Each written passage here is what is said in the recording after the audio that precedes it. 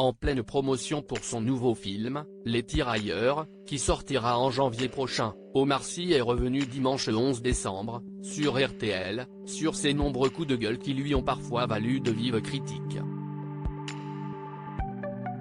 Il est devenu en quelques années à peine l'une des personnalités préférées des Français, mais aussi une star internationale.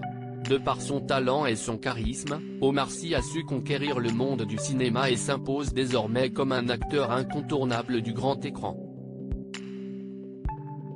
Si l'ex-acolyte de Fred Testo brille par ses choix cinématographiques, il défraie aussi régulièrement la chronique à cause de ses prises de position publiques. Omar Sy n'a en effet pas la langue dans sa poche et n'hésite pas à s'exprimer sur les faits de société qui lui tiennent à cœur. En 2020, par exemple, suite à l'affaire George Floyd, il s'était attiré les foudres d'une partie de son public après avoir publié un long texte destiné à dénoncer les violences policières, réclamant la fin de l'impunité organisée qui sévit depuis des décennies. Il a également fait l'objet de nombreux clashs avec Éric Zemmour, au point de réagir de manière très virulente lorsqu'on évoque avec lui le politicien. Des prises de position qu'il ne regrette pas et qu'il assume même. Vous n'allez pas m'emmerder.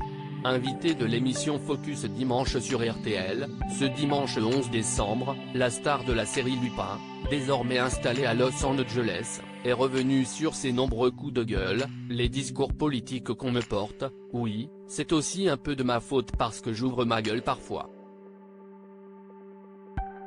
Je le fais, encore une fois, quand j'ai le sentiment que je ne peux pas faire autrement. Et j'assume complètement. Mais l'acteur refuse pour autant de devenir un porte-parole politique, je ne pense pas avoir de discours politique, moi, j'ai des réactions humaines, civiles, mais pas du tout politiques en vrai. Maintenant, on me porte tellement de choses. Je m'en fiche. Et malgré les polémiques, Omar Sy ne compte pas se censurer, je m'exprime quand j'ai besoin de m'exprimer, quand j'en ai envie, quand j'estime que c'est juste et valable. Le reste, je l'ai dit et je le redis, j'ai bientôt 45 ans, vous n'allez pas m'emmerder. Je m'en fiche. Je m'en contrefiche. Voilà qui a le mérite d'être clair.